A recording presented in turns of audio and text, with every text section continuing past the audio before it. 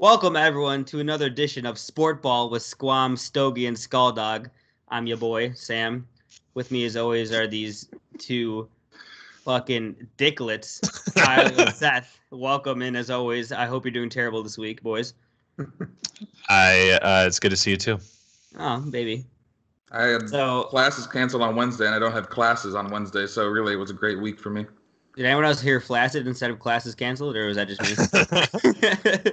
Also with us this week, we have a special guest. Here he is, his Sport Ball podcast debut. It's friend and future ACT taker, Nick Berlina. Welcome to the show. Oh, happy to be here. Happy to be on Sport Ball. Long-time listener, first-time appearance. Wow. Now, I must warn you, Merlina, for our guests at home that are watching the video, only half of your face is showing. But maybe it's your better half. I don't know. It is. I'll get closer. Kyle's showing both of his halves, and they're both bad. So, yeah. Merlina, how excited are you to take the ACT?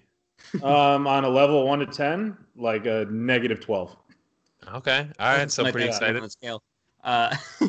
Yeah, for those of you who don't know, listening at home, but I think all of our 5 listeners should know by this point, Merlina lost our fantasy football league, and so he has to take the ACT as is the punishment for anyone who loses. My team was just dog shit this year. It was so bad, and I tried to make trades to make it better, and it just only got worse. I don't know if this will make you feel better or worse, but I drafted Deshaun Watson in the second round. My first 2 picks were Leonard Fournette and Dalvin Cook, and I still didn't finish last. So I don't know if that, if that helps you. Or... No, don't feel much better. Thank you, though. Also, I should mention the intro song you just heard, probably if Kyle edits this correctly. We got to shout out our boy Skylar for making that incredible jazzy theme for us. Shout out Zaizu. Seth probably still hasn't listened to it because he never listens to the podcast. So, what are you gonna do? Yep. And what's your question? Seth, can you tell the listeners as well which NBA game you're distracted by tonight? Yeah. So I'm watching the Bucks Raptors game. I mean, I just want to show the listeners that we're true fans and that we actually, watch the games at all times, and that's why we're knowledgeable. And that's why you should listen to Sport Ball. In case you're wondering, Kyle Lowry just missed a 3. Actually, he missed 2 threes in a row. What's Kyle Olsen or Lowry? Lowry, never missed 2 in a row.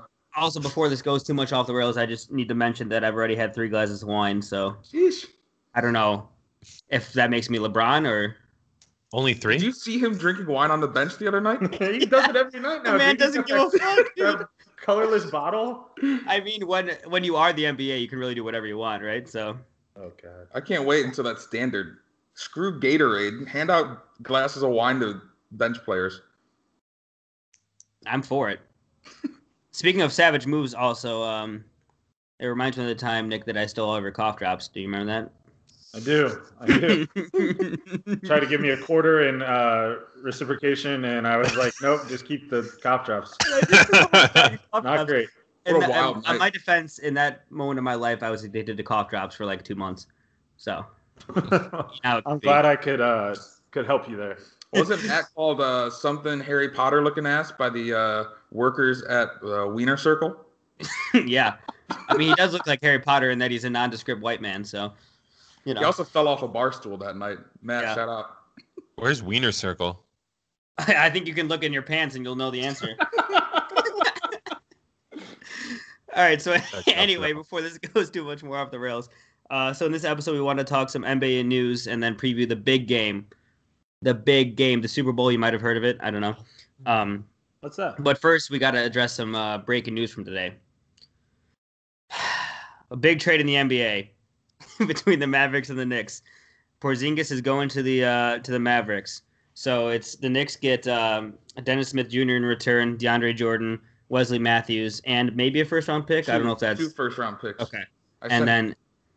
I don't read your text. And then the Mavericks get Kristaps Porzingis coming off that ACL. It was ACL or Achilles? ACL. Yeah. Thank you. And Tim, who's hard I am, Hardaway Jr., and Courtney Lee, and Trey Burke. So what are your initial thoughts, guys? You know what, Nick? Let's start with you. You're the guest. I imagine that we all think that the Knicks are just blowing this up in order to make room for those 2 max players next year or next summer, which I think is smart of them to do because Kristaps as your main centerpiece right now with his his injury history and everything is not someone really to rely on. But in retrospect, I do think that pick and roll, once he's healthy with Doncic, is going to be deadly. Oh, my deadly. God. And I think that that's two good pieces. If Doncic can continue to progress the way he is right now, I mean, no one has seen this type of play out of a European player rookie season. So, I mean, I'm excited for them. I'm excited to watch them because they're fun right now, and it's only going to get better when he's healthy. But I find myself turning on many Mavericks games just to watch Luka, honestly. Yeah. It'll be fun getting those guys on the court. But, I think the deal really worked out for both sides because the Knicks have been trying to do this for a while, and I think they have the potential now. Yeah, definitely. What do you think, Seth? I agree with Marlena in that it could work out for both sides. I think some of the recent blockbuster trades have taught us to be careful about evaluating trades right away, right? We all thought the Paul George trade was like a ridiculous one that the Thunder just made out like bandits, but now it's like Oladipo and Paul George and Sabonis on to the Oladipo side. Obviously, Depot's injury, right, changes the equation a little bit, but it's going to depend a lot on if the Knicks can actually lure two marquee free agents in the summer. Mm-hmm. I was also thinking about what the NBA lottery will bring us, right? The Knicks have a chance at the number 1 pick. So are they doing this to get some more draft picks to then trade for Anthony Davis? If the Celtics are unwilling to include Tatum in the deal, would the Pelicans want to get Zion plus some picks? Maybe that's a little bit more far-fetched, and they're probably just doing this to kind of keep more of their options open. And like I said before, I think could be wise to kind of get off of Kristaps when they're noticing that he's unhappy, not 100% sure on how he's going to recover from the injury. And maybe this prevents them from getting into a situation that the Pelicans find themselves in now, where you have a star who's disgruntled, says they're going to leave, and then you have to trade them for less than market value. Sure. So maybe they're trying to kind of sell him now and avoid that situation for their future. I think it was interesting, too, how quickly this all unfolded because, we had heard Kristaps thrown around in AD trades, right? But, who wouldn't throw around their best player in Anthony Davis trades? And then, this morning, we got the news that Porzingis had met with the team and was discussing how he was unhappy with the future of the team and maybe the culture they were building and all the losing, right? And then immediately after that, it was reported he came out of the meeting saying that he would prefer a trade. And then it was 1 to 2 hours later, the trade, the trade was the same day. So it just all really unfolded really quickly. I mean, I certainly didn't expect this to happen. I knew they were kind of shopping around for players as good as AD, but this was kind of a shock to me when I heard the news. I think really what worked well was the fact that Dallas played the Knicks last night. So, as soon as that game ended, trade talks went into place once they heard about the Porzingis news. As a Bulls fan, I wish the Bulls would take kind of like a page out of this playbook that the Knicks are doing, because this is what they're setting themselves up for now. You got rid of a somewhat injury-prone player who could be great.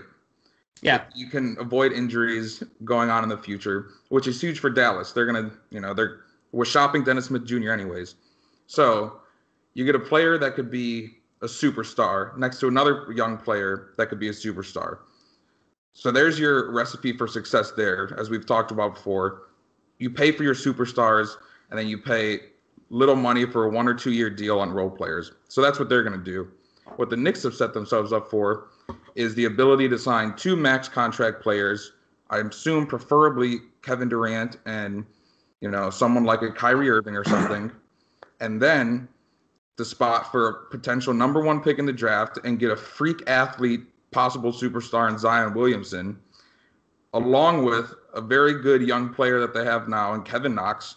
They're finally going to let Frankie Nicotine do his thing on the court. I love Frankie Smokes Jr. with the scoring. And still, like we talked about, Vonleh in the front court too.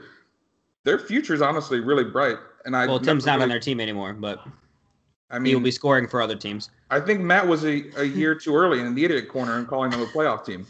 Honestly, Also, please use his He foresaw the Christian. future, truly. Please use his Christian name, Tim. How hard am I, Hardaway Jr. Thank you. I thought it was Whose Hard I Am. He goes Hardaway by Jr. many names. I was using his Which is his Christian Lutheran name, Understood. which is also Christian, but whatever. It is. So I could see this going one of two ways, right?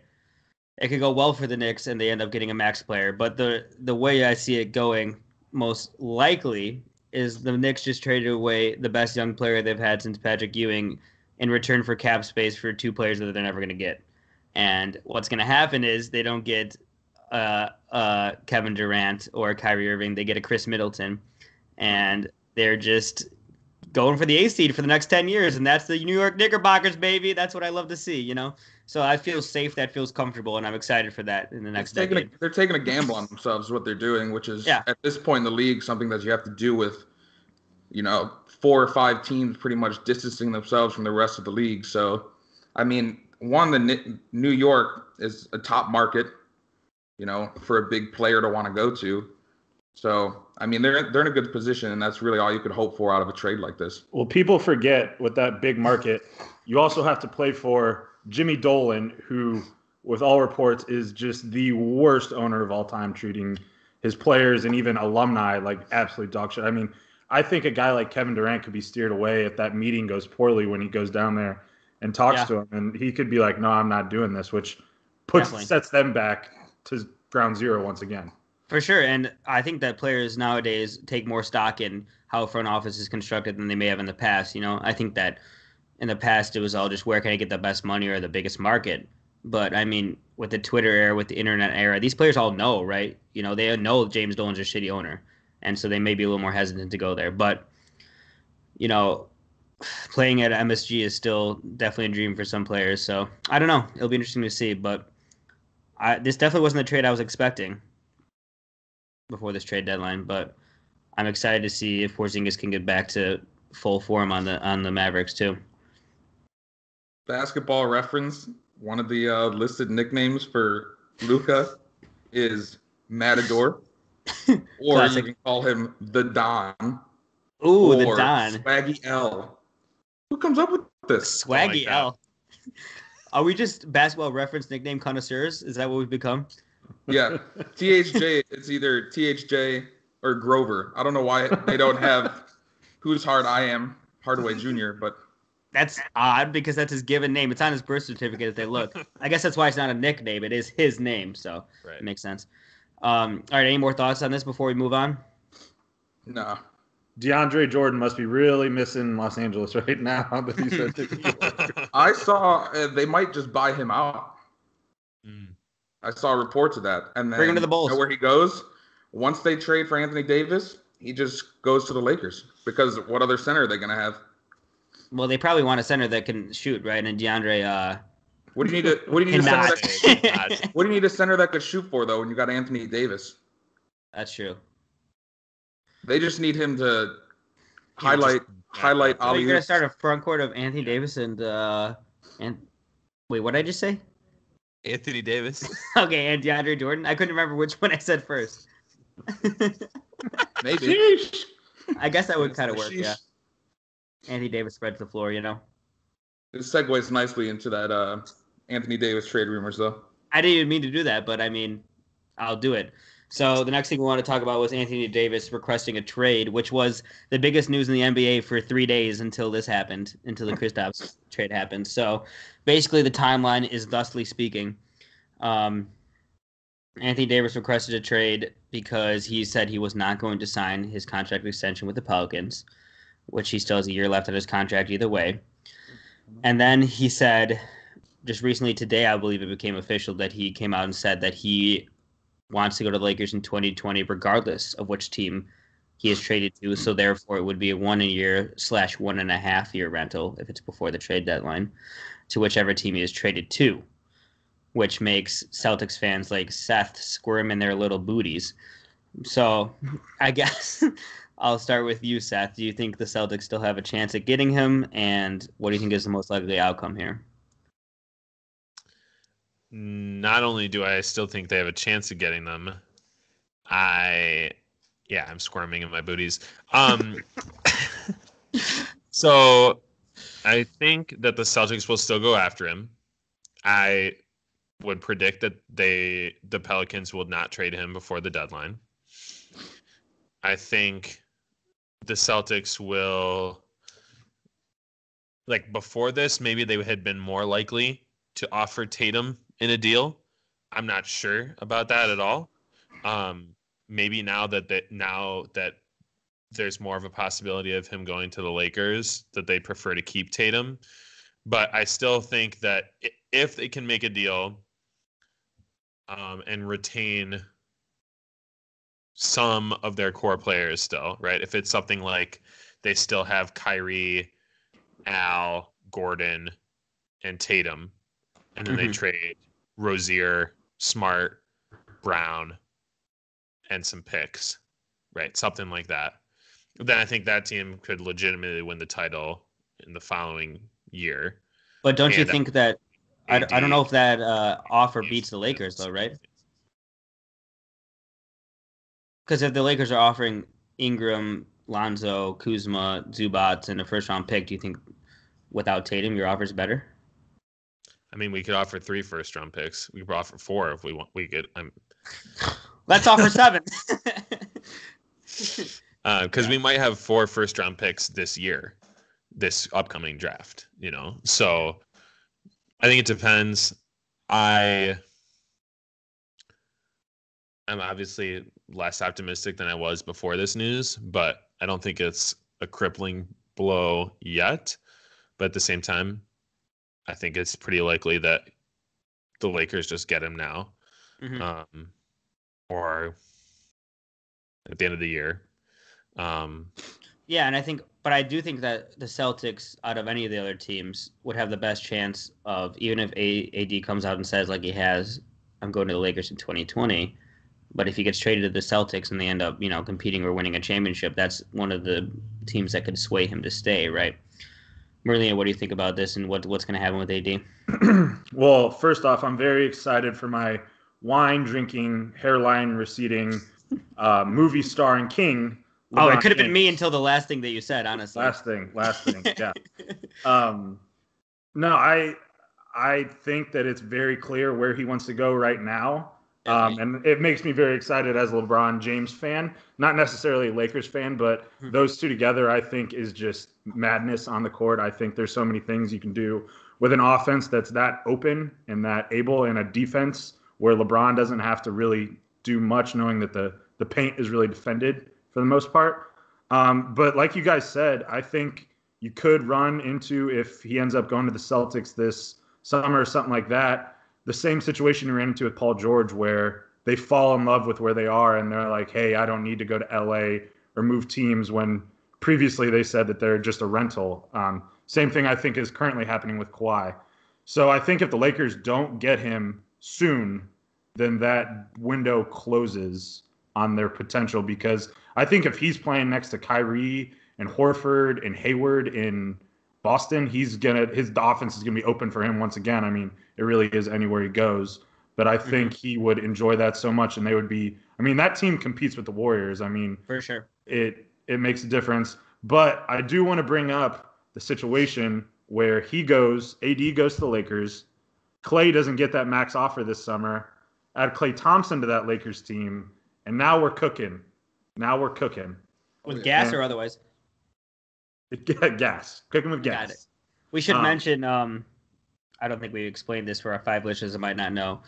So the reason that the Lakers can nab him right now without any threat from Boston is that Boston has Kyrie Irving, who is on his Rose Rule contract, right, which is the max contract of the rookie year, where you can't have 2 of those players on that contract at the same time.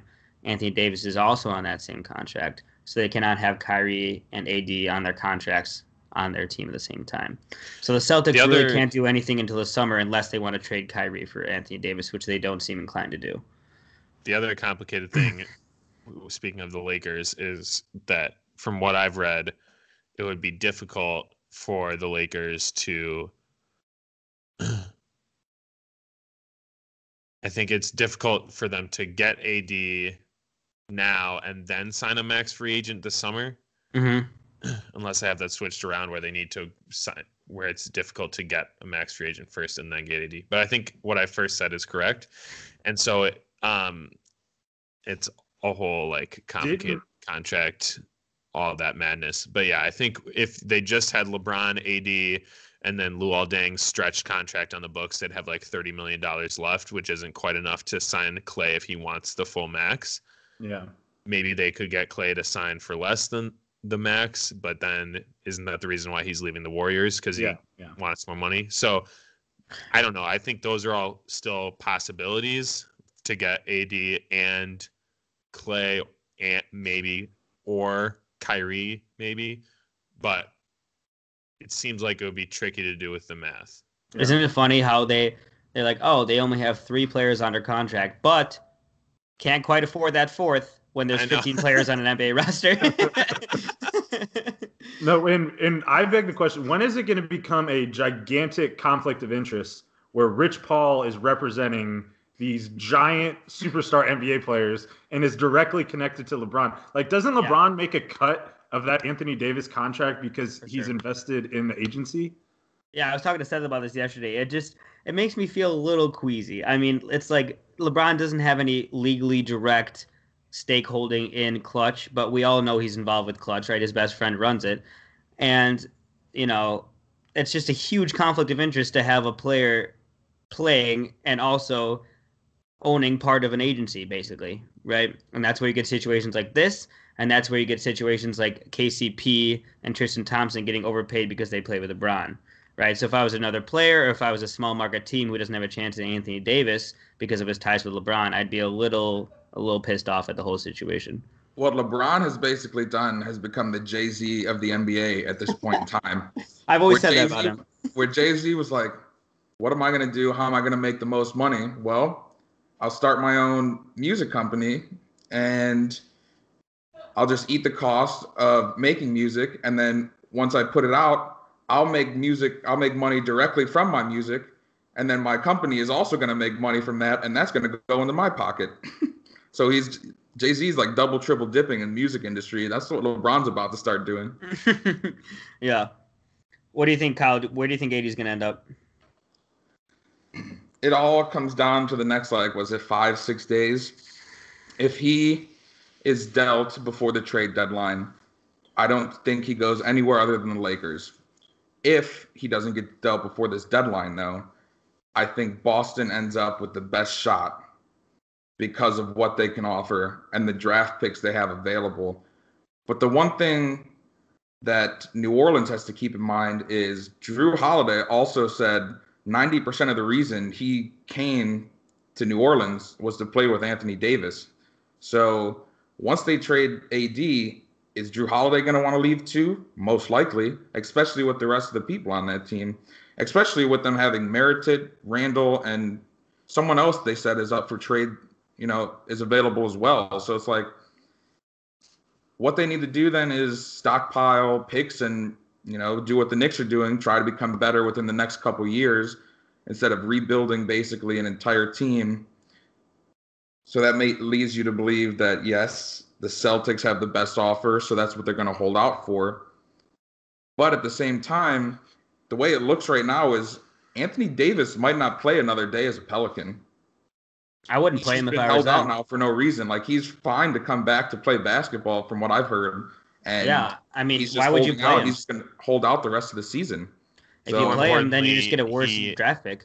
More importantly, he may not play another game for my fantasy basketball team. I can't believe it's not Butler, which would really season right in the midst of my epic comeback. So I'm talking about shaking in my booties. That's what I'm really worried about. I have 3 points to make. Should I make them in ascending order or descending order or in no particular order? We all know that it's going to be in no particular order in descending order. Which means worst point to best point? Yes. Okay. I think that New Orleans might go for less of a future draft pick situation and more of a young star player because they're already starved for people coming to their arena, right? and they're already the second or third best thing in town with everyone just caring about the Saints. They're already in danger of losing the franchise because they don't make enough money. So I don't think they're really going to stomach a full tear-down rebuild when they can't make any money as it is. So they're probably looking for a young star player like a Tatum or a Jamal Murray from the Nuggets or something like that, as opposed to future draft picks. So that might sway their decision. And that might be why they look at the Lakers and find that a better offer, right? Because they have all those young, maybe not star players yet, but potential future All-Stars. Second point. This is going to be better than the last one? Yeah, it should be better than the last one. So the Knicks, this is actually a question, really. Are the Knicks out of the AD sweepstakes now that they made that trade? Do you think that was a stepping stone to Anthony Davis? Or do you think they're kind of saying we're refocusing?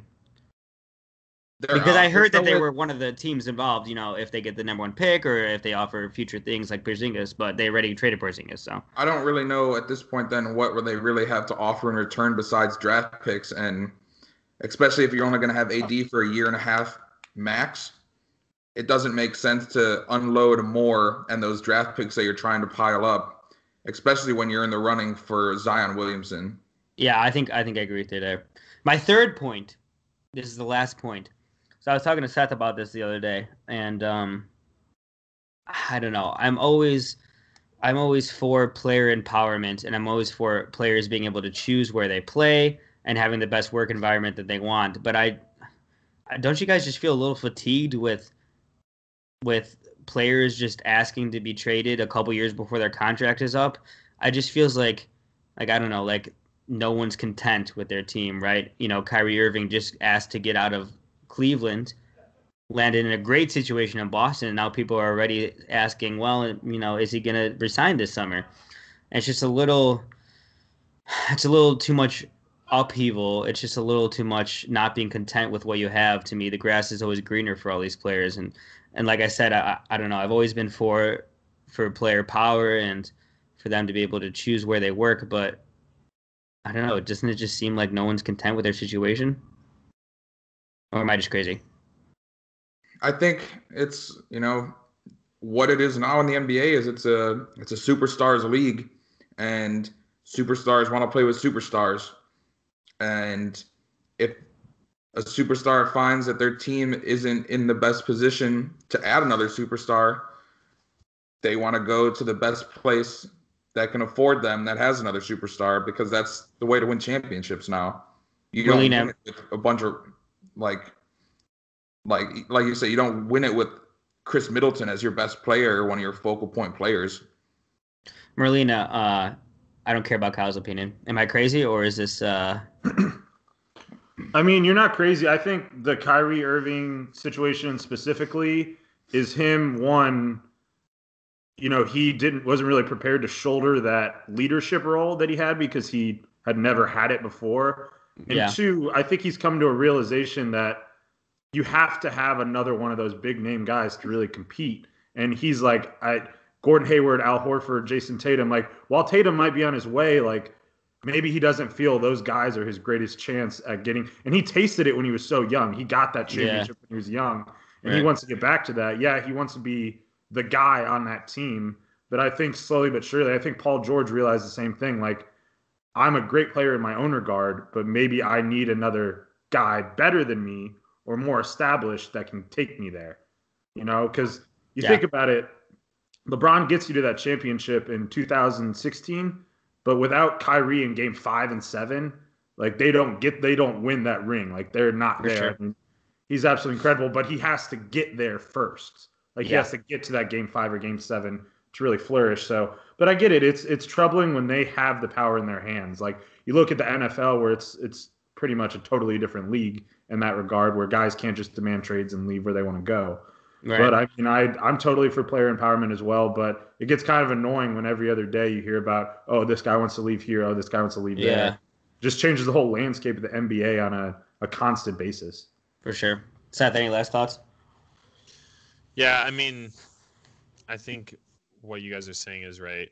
I think with Kyrie, he maybe didn't realize all of the work that it took to be that star leader that LeBron was, and now he's kind of like, oh, I know I signed up for this, but I don't know if I really wanted all this. But I definitely sympathize with why people are frustrated and fed up with it.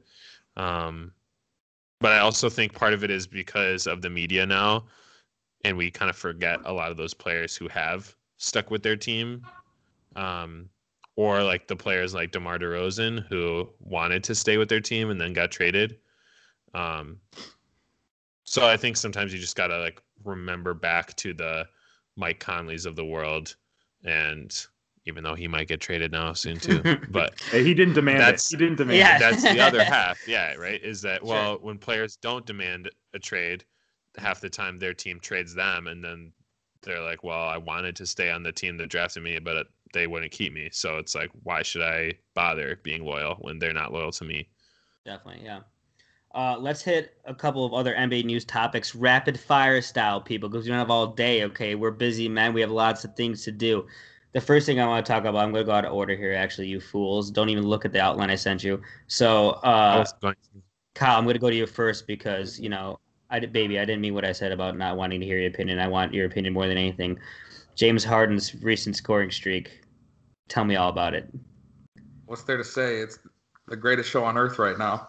Even with Chris Paul back, like, he's taken a back. I don't know if it's because he's maybe not, you know, at regular game strength and conditioning as he was prior to the injury, but it looks like he's taking more of a back seat, which I said would be the best option with the way James Harden is playing. You could triple team him, and he's still going to have a back jumper in your face. That's just what James Harden's on right now. Like, he might take 30 shots a game, whatever, but he's still doing something that we haven't seen in decades, honestly. Like, the man averaged, 41 points for the month of January? Who's done that recently? Only Wilt, and if the thing you've done has only been done by Wilt, you've done a good thing. I'll tell you that much. And I used to say, as you all know, that I hated watching James Harden. I was young, I was naive, I was a small boy. Didn't you say that like 3 podcasts ago? Yeah. He says it every week. I just don't like the necessarily watching someone try a step back 3 over and over, but when you're scoring 50 doing that, I got to tune in. And he's pretty much must-watch basketball over the next month. So, do you think before the end of the season he breaks the Kobe record of, 81 points? 82 points? With Chris Paul back? Maybe. I don't know. I felt more confident with Chris Paul out.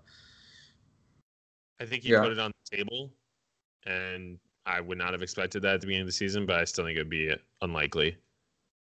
He's definitely shown us that he has the capability of doing it, I think. Yeah. That one game against the Knicks what he scored, was it 61?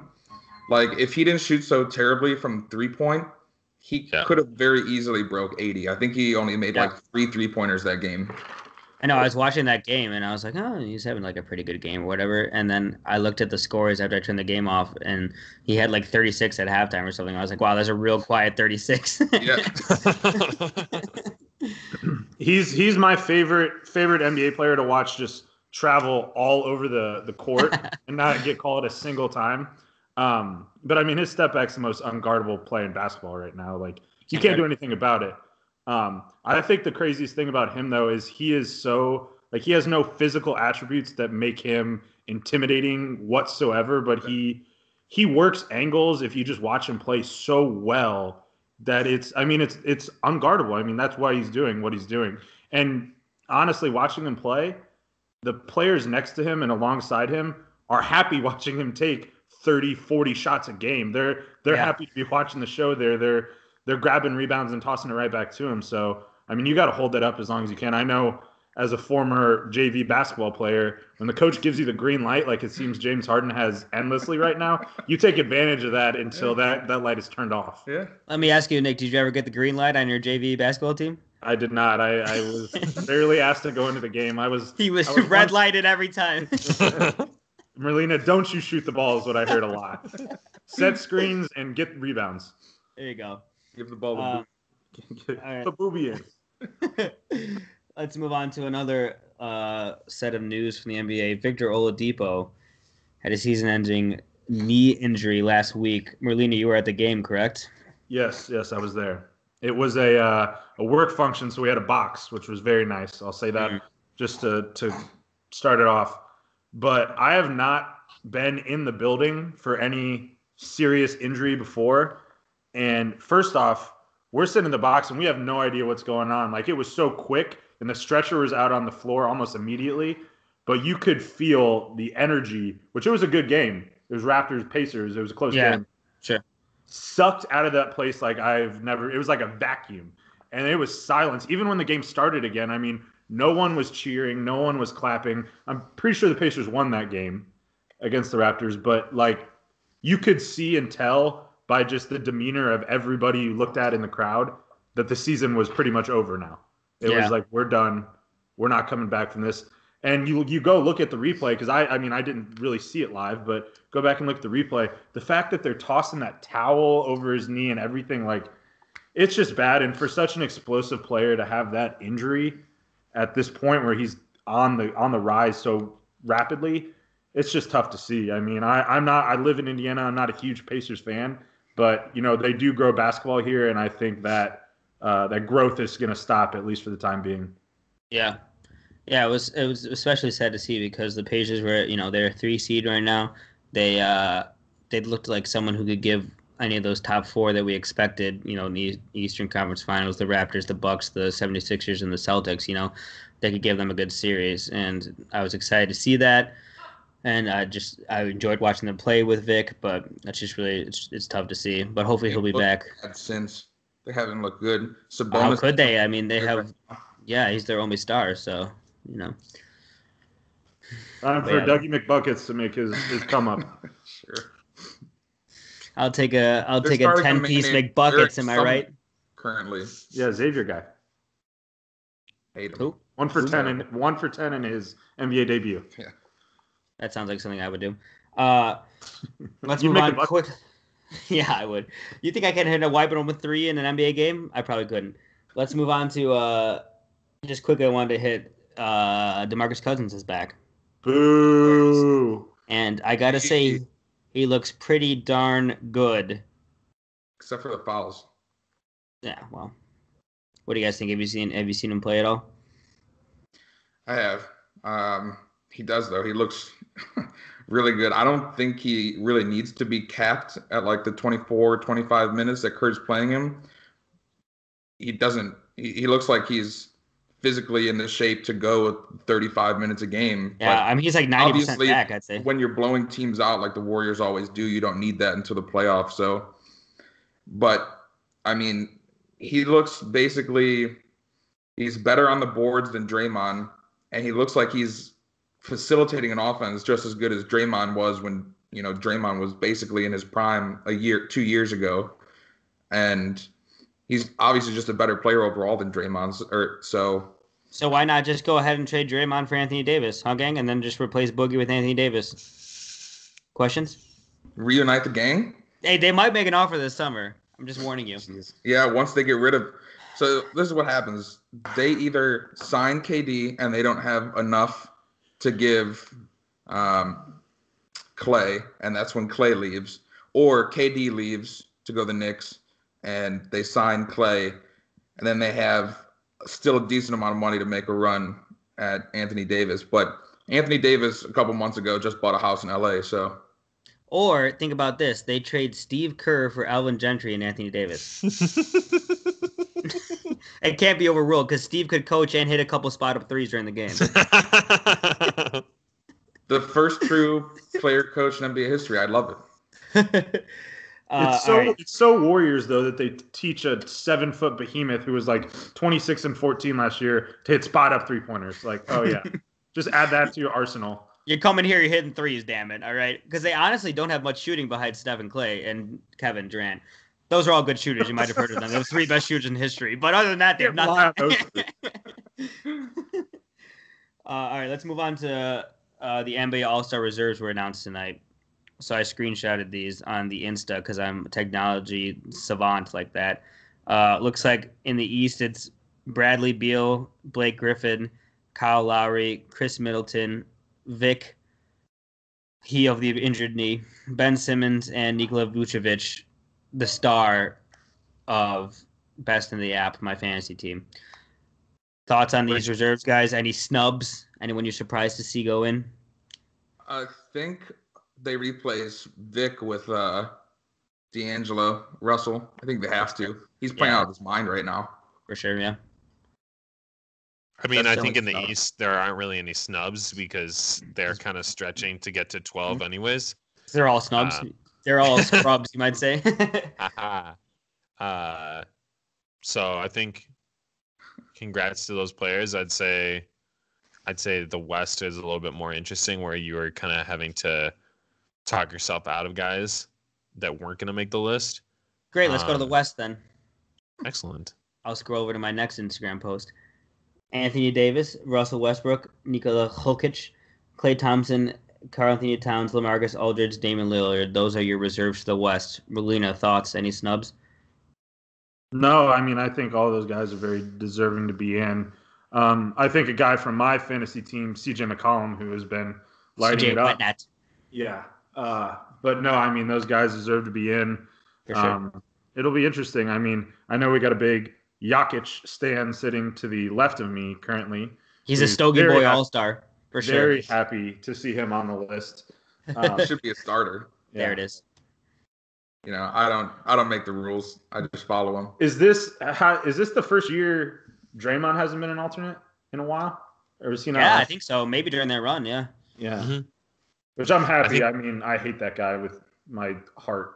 He's definitely taken a step back in the offensive end. I mean, when I watched him play defensively, I still think maybe he doesn't turn it on all the time in the regular season, but he can certainly still be elite on that end. But who really wants to watch a Draymond type in the All-Star game, you know? No one does. I think maybe the other thing, my surprise was just looking off of like Zach Lowe had Rudy Gobert as a lock to make it, and he didn't make it. That is surprising. And I think it's hard. Like I think like Marlena said, all those players are deserving. But Gobert is averaging like 13 rebounds and playing just as well defensively as he ever has, and facilitating the offense as a big man pretty well. So I would say that would be the biggest snub. But right. Also, I'm not like personally super upset about it. The market that he's in definitely doesn't help. Yeah.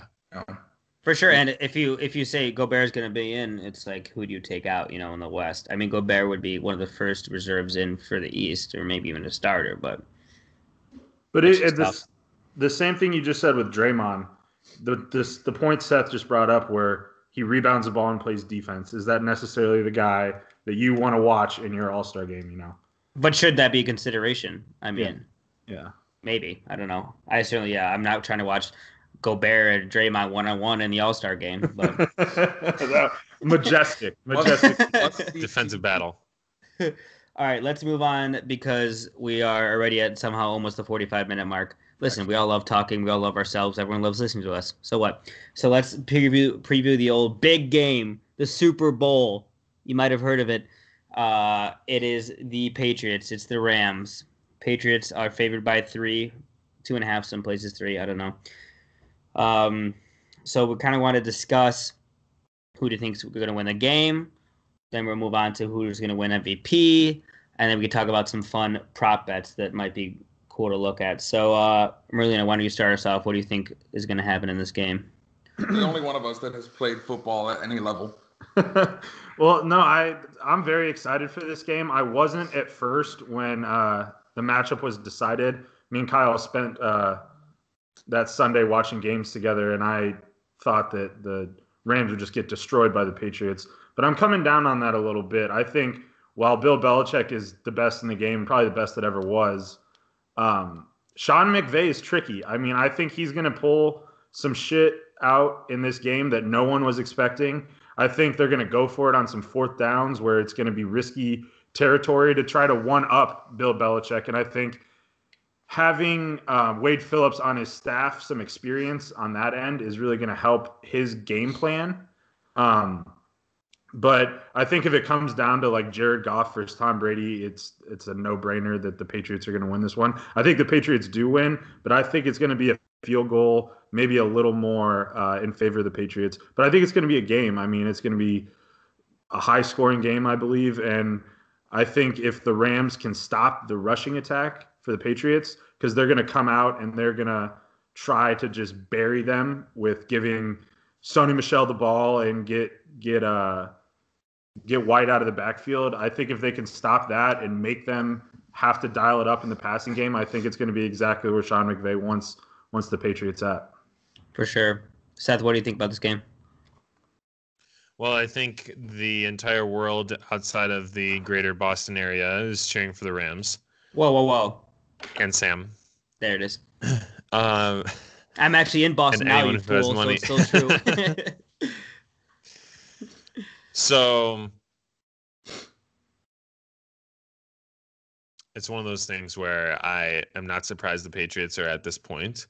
I think they are similar to LeBron in that it's always wise to not bet against them. At the same time, I very much want the Rams to win. Not a fan of the Patriots. And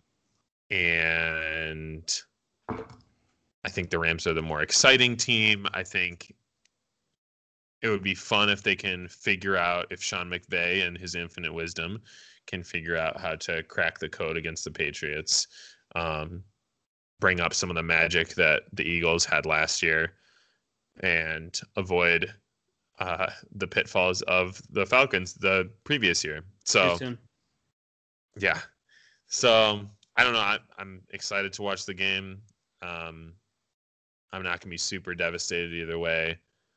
I wish the Chiefs had made it, but I think it'll still be an exciting game.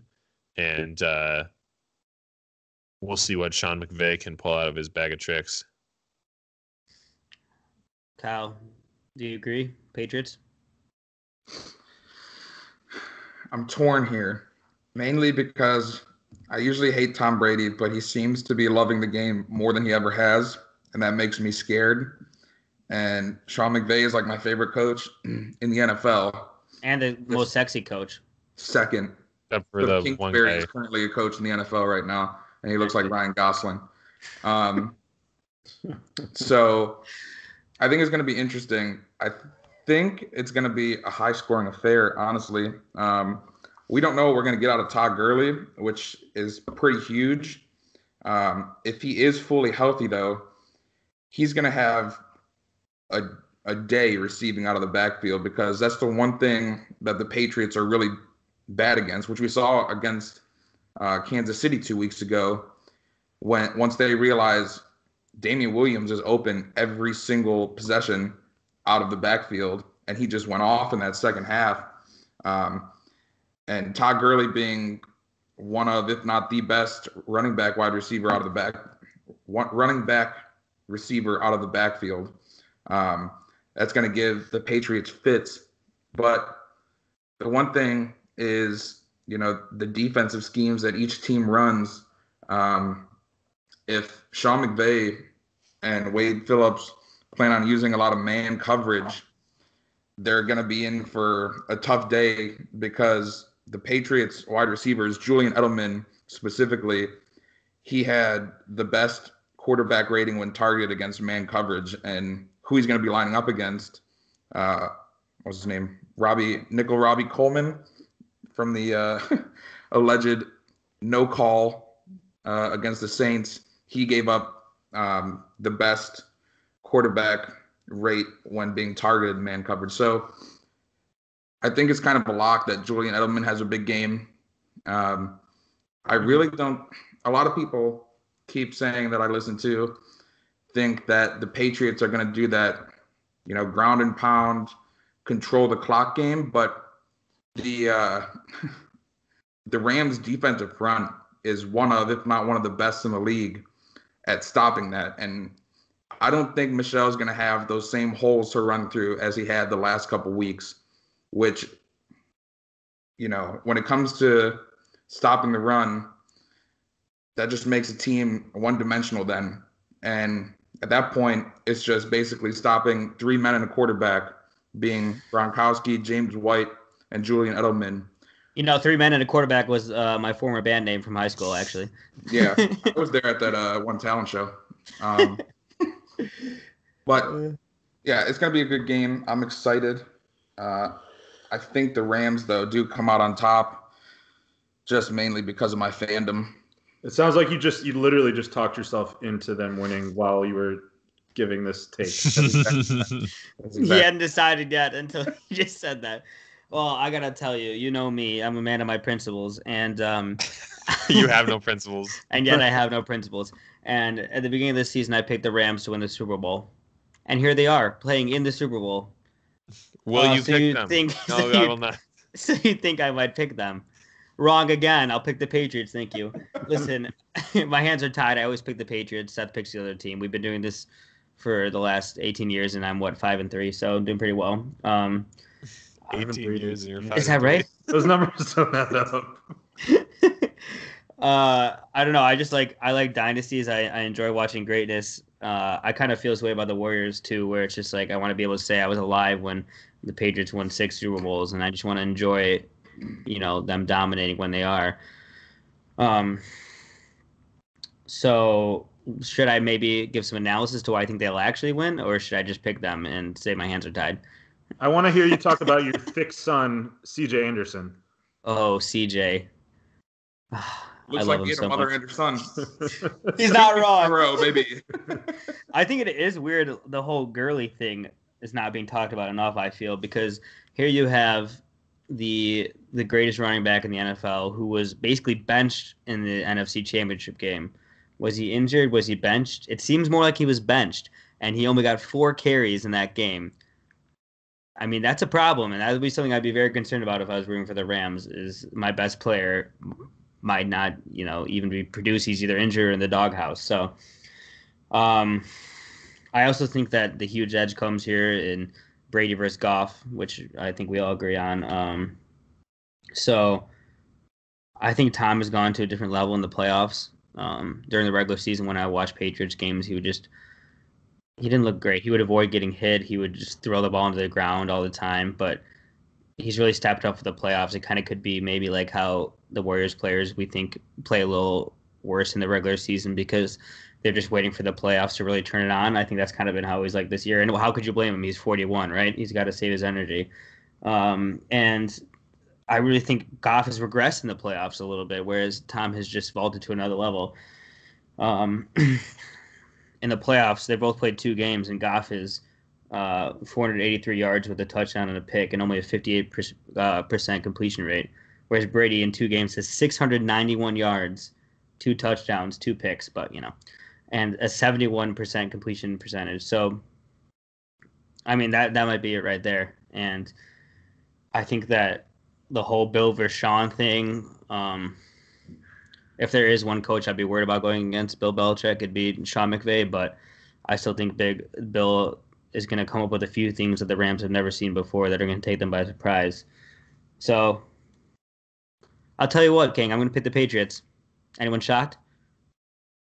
Not even a little. Seth, are we putting our customary $20 on this or what? I think we should. Last year we didn't because we were both like going to win the confidence pool playoff bracket if we won, But I think there's multiple scenarios that could happen for that. So we probably should put our customary $20 bet back on the table. And if we say it on the podcast now, our 5 listeners will hold us to it. So exactly. All right, so let's talk about MVP. The odds are Brady's at plus 125, Goff's at plus 250. Quarterbacks are the most likely to win. Gurley's at plus 1,000. Sony Michel's at plus 1,200. CJ himself at plus 1,600. Aaron Donald at plus 1,800 next, and then James White at plus 2,000. I think Pillsbury Dough Boy himself takes home MVP. Nothing else will shock me in the world if that happens. I think that'd be sweet. Incredible. That would be awesome. Is he worried about having a muffin top in the Super Bowl? Like, is he worried about how that's gonna look? Like, if you play offensive lineman, it's expected. But man, I don't think so. I think they were asking CJ about how he felt about people calling him like too fat or whatever, and he said, "Well, why don't you come try to tackle me in the hole, and then we'll see who's too fat." So Yeah. I gotta say, I feel pretty good about his performance in this game after that. I would say if you're picking the Patriots to win, which I am, and if I were a betting man, which I also am, I think Brady is obviously a good bet. I think there's a scenario where he throws for 400 yards and 3 touchdowns. If you want long odds, James White at plus 2,000. If he gets a couple touchdowns and 14 receptions, he could definitely be in line for MVP. What do you guys think? You have any long shots? I kind of like the Aaron Donald. Mm-hmm. I was going to say the same. It's interesting. I just pulled up the list of MVPs throughout the Super Bowl era, and in the last 10 years, there's only been 2 instances of a QB not winning, and it was Malcolm Smith for the Seahawks at linebacker a couple years ago, and then Santonio Holmes for Pittsburgh as a wide receiver. So really, I think, but at the same time, if the Rams do win, I don't think it's because of Jared Goff. Right. So that makes me think it's either Donald, Gurley, or surprisingly, the Pillsbury Dough Boy himself. And the thing is, though, with only a $400 difference in Gurley and Anderson, you'd have to go with Gurley. Is it 400? You said 1,216, right? No, it's 1,000 for Gurley and 1,600 for CJ. No. You might as well just, at that point, just toss 100 on each of them. If either one of them wins, you wouldn't dare. It's a nice payday. No, I wouldn't. What's funny to me is that coming into the last Super Bowl, right, we said, well, if the Eagles win, it certainly won't be because of Foles. And then he went ahead and got Super Bowl MVP. So I wouldn't put it past Goff, I'm on board with this Aaron Donald train, though. He makes a couple big TFLs, a strip sack to maybe seal the game. I mean, it's going to be hard to give it. I mean, he's dominated this entire playoffs. I mean, he's dominated the entire season. He's a lock for Defensive Player of the Year, and he's arguably, not really even arguably, the best player in football. I know why me and Carl are laughing right now because we dropped him for our fantasy team 2 weeks into the season when it's a keeper league. So we can't have that on our team. We could have had him for 5 years. 19 sacks? Yeah, but who's to say that was going to keep happening? We assume if you don't perform, you're off the team, okay? That teams were just going to triple him and just try to take him out of the equation, and he'd be mediocre at, statistically at best. But then I saw his swim move at splitting defenders, and I was like, we dropped him a little too early, I think. Listen, we're not the greatest. Main trains with knives. Fake knives. Fake knives. Not fake knives. Fake knives. Let's talk about some prop bets for the Super Bowl. We can start with some more legit ones, and then really go into the more fun ones. One of the ones I like is the Patriots to convert a 4th down is minus 115. They're going to do it, right? Yeah, definitely.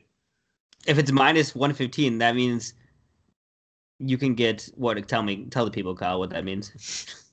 That pretty much just means that. So, say you wagered, you'd have to wager $115 to win 100. But you get $215 if you win, right? Yeah, you get your money back. You get your money back plus the $100 for the bet. Yeah. So. Yeah, it's low odds. It's not underdog odds, so to say. They're not plus. So obviously, lines makers think that there's a decent chance it's going to happen, and I'm pretty sure that they've done it every playoff game. Yeah, this postseason. Yeah. I mean, if they get the ball or have the ball anywhere in the Rams 35-yard line to midfield, and it's a 4th and short, Belichick's going for it. Yeah. So you got to think the game in which, what do you think, 63 offensive plays per team or so around there are going to be run. One of them out of those 63 will most likely be a 4th down conversion, or at least an attempt. When they put it I think it's very likely. But then again, we did talk about how devastating that Rams, front 7 is. So I love when you present both sides of the coin, baby. Speaking of which, the coin flip heads and tails are both negative 105. That's what it is every year. You got to go tails, though, right? You got to bet on your dick. Heads, you got to bet on your head. Another one that always wins, and I can't take credit for this. I stole this from Against All Odds, the gambling podcast that we all know, we all love. The minimum touchdown length, it's the line set at 1.5 yards. If you take the under, which is at negative 200 right now for the line, it almost always wins. And these two teams are 4-0 for it in their 2 games. So in all 4 games they played in the playoffs, they've scored 1-yard touchdowns, basically. And there's going to be a pass interference in the end zone where a team has to score from the 1. Brady's going to have one of those sneaky little goal line dives that he loves to do. So I think that's a good bet, too. Mm-hmm.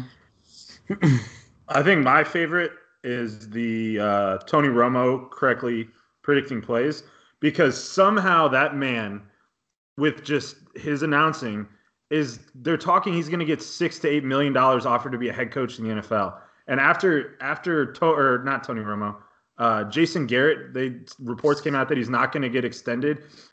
Jerry Jones is sitting there, pants at his ankles, waiting to call Tony Romo and get him to be the head coach of the Dallas Cowboys. Just everything out. He's got his loafer out, just waiting. That is at 7.5 plays. The over is minus 120 for him to correctly call 8 plays or more, pretty much. You gotta take the over, I think, gang. I don't know. That is a lot of plays.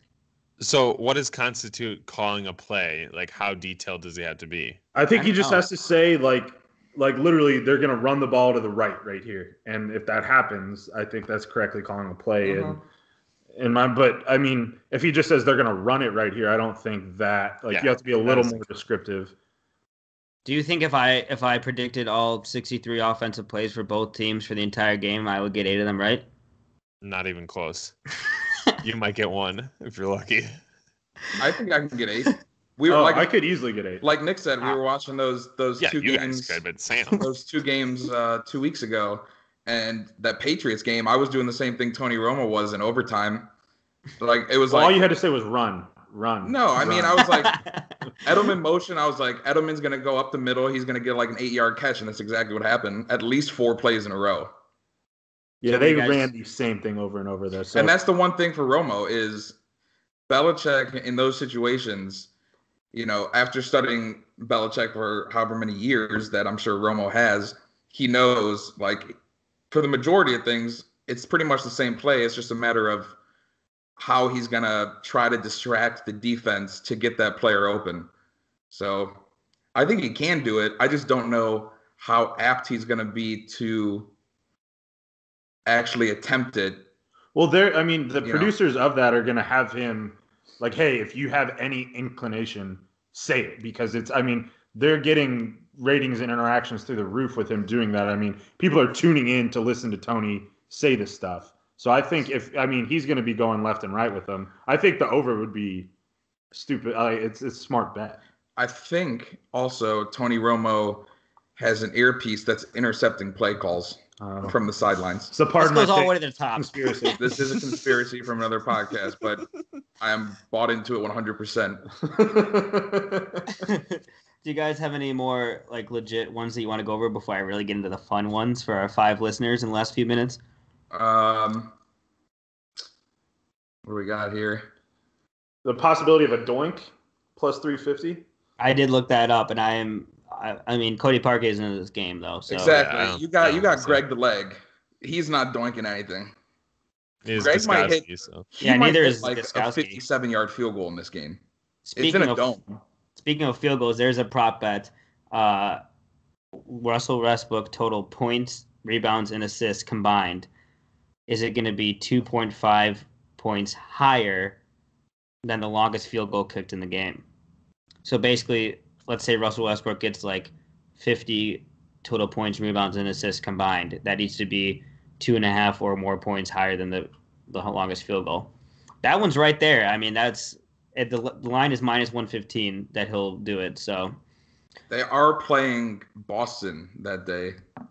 So I can almost guarantee if Russell Westbrook read this bet, that he's gonna try to snatch 20 Get over rebounds in the it. game. Yeah, he's just like out. He hangs on a Bovada. Way.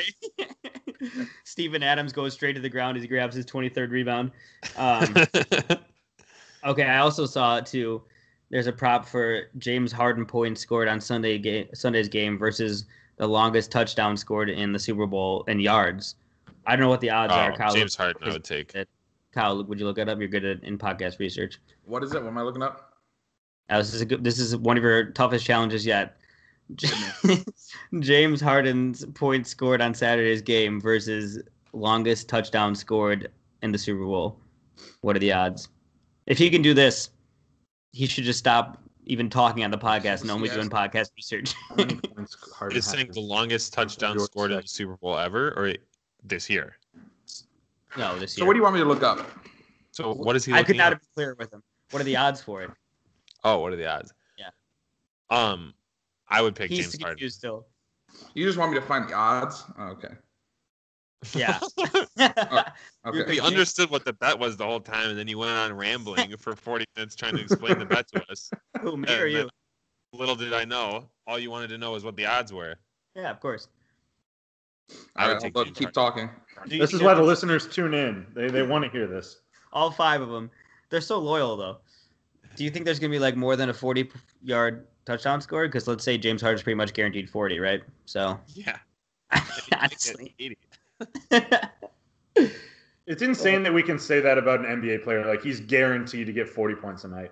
I mean, he did average over 40, so. Yeah, I know, but it's just like insane that you can say that. For sure, yeah. The other thing is because we never have like kickoff returns for touchdowns anymore. Like that's not going to happen. No. Also, while we're talking about James Harden and Russell Westbrook, breaking NBA news is that LeBron's playing tonight. Groin and all?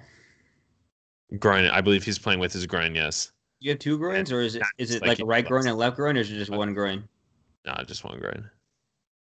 Got it. The question is, though, did he go through like a 24-hour detox from the sheesh to get ready for tonight? Or like is he playing still a little buzzed? I like how we're just basically filibustering right now while Kyle tries to look up a very specific prop bet. Hey, we can do this all night. How long can the podcast go? I think LeBron could get drunk pregame off of wine and still get 28, 8, and 8. Who's to say he hasn't before? I'm gonna say we can't put it past him. What are the odds? Jordan's flu game was a hangover, wasn't it? Yeah, definitely. I mean, there's a story about how he came to one game tanner, darker than he usually is because he played 36 holes of golf that morning before a playoff game. Oh, I want to mention one more one. This is one that you guys really want to jump on. What color will the liquid be that is poured over the game-winning coach? Lime green / yellow at plus 225, the heavy favorite. Oh. Here's the thing. I just found this tweet, and that's what I was pulling up before you brought this up.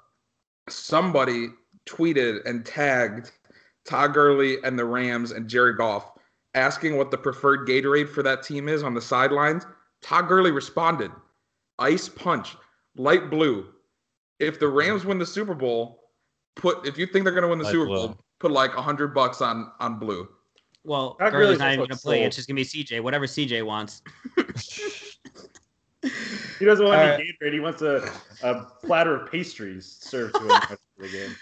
All right, let's just end this podcast. I don't even want to hear Kyle's odds. I can't find odds on. There's no odds for some reason. Did you just put that in there not knowing if there was odds on it? No, it's listed, but there's no odds for some reason. Oh. One thing I do want to say. There is odds on this. Where is it at? 4. All he said after that was 4. Look at his goodness. Which will be more? James Harden points, rebounds, and assists, or Patriots and Rams score combined? The line is at a pick'em. So James it's got to be. I would take the game. 10 and 4. You're taking the game? 50. Yeah, I'm taking the game. Well, he could do one of those cute little things where he has a 50-point triple-double. Exactly, and then he's at least 70. That is so cute when he does that. It could be like both teams could score in the 40s. Yeah, that's true. Or it could be a grinded-out game and both teams score less than 30 or like 31 and 27. You know what the thing is? We're not sure which side of the bet is going to come true because it hasn't happened yet. Is that not what a bet is? So maybe that's why we're having a hard They time. are called I future never knew how props. that works. Before we go, I have one more thing to say. Kyle, I want you to know that the other night I had a dream that the Bears won the Super Bowl, but I wasn't even happy about it. I was just mad because I had to text you and tell you that you were right about it, and I just didn't want you to know that you were right. And he woke up in a fit of sweat. Yeah, I was in a cold sweat. I'm glad I'm still in your dreams to this course. day. Sam, before we sign off, I want to let you know my favorite experience from the podcast so far was you telling, not on this one, but of listening, was you telling the story about going to the bathroom at the airport. I legitimately cried laughing when you told that story. I'm actually still not allowed to go into the city of Atlanta to this day, so. You're probably not allowed. Yeah, you no got your way. poster up. Yeah, I haven't been allowed to fly since either. So, Oh my god. all right, this has been a pleasure. What a podcast, guys! The big Super Bowl blowout, summer blowout. We have the NBA news. We had special guest Nick Merlina. It was a pleasure, Nick. Thank you for having me. All right, boys. I'll see you later. On the Nick, third lucky day, me. you know what he did? What did you do? He rose again. I stopped it right after that. I want you to know. All right, good. Yeah, me too. I didn't stop the Skype yet, though. How do I do that? Oh. Okay. What's the title? Wait. It didn't stop